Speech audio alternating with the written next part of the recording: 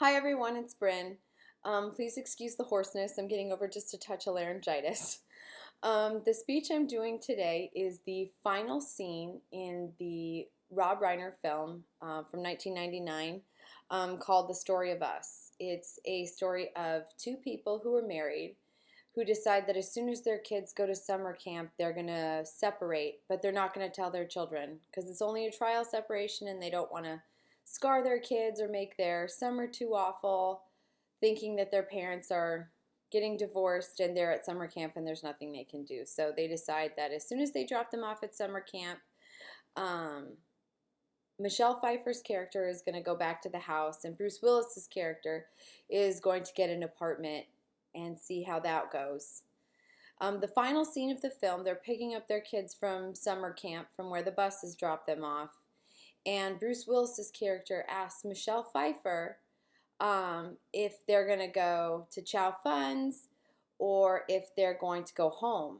The reason he asks is because he says that in Chow Fun's they can't talk. It's a noisy restaurant.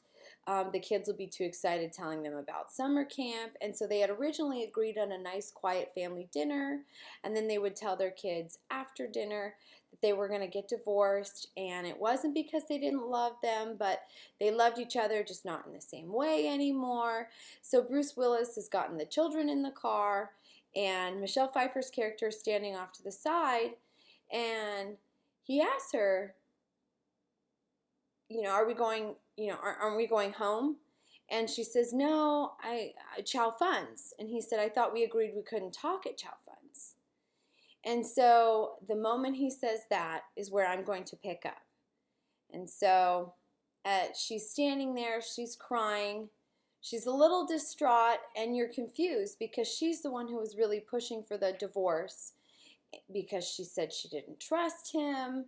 And they had so many issues that they felt like they couldn't work through.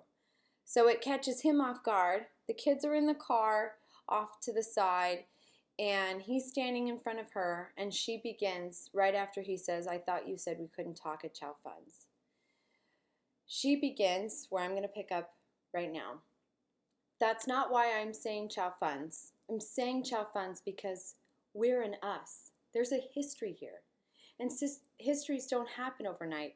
In Mesopotamia or ancient Troy or somewhere back there, there are cities built on top of other cities. But I don't want another city. I like this city.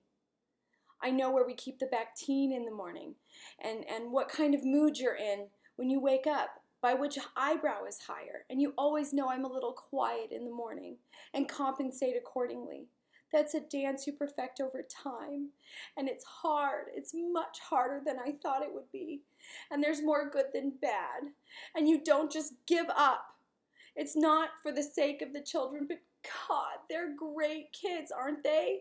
And God, we made them. And think about that. It's like there were no people here, and then there were people here, and they grew.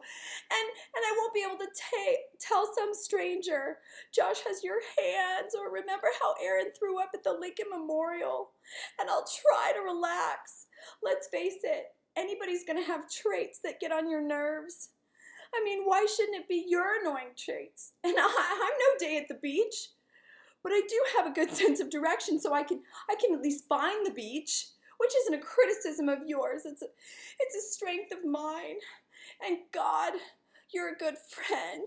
And good friends are hard to find. And Charlotte said that in Charlotte's Web, and I love how you read that to Aaron when you take on the voice of Wilbur the pig with such commitment. When you're bone tired, and that speaks volumes about your character. And ultimately, isn't that what it comes down to? What a person is made of?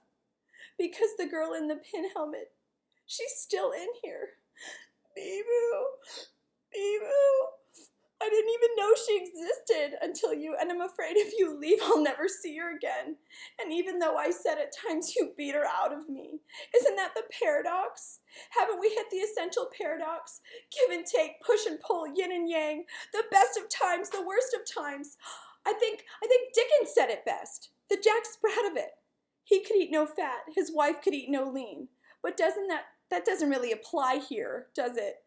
I guess what I'm trying to say is, I'm saying Chow Fun's because I love you.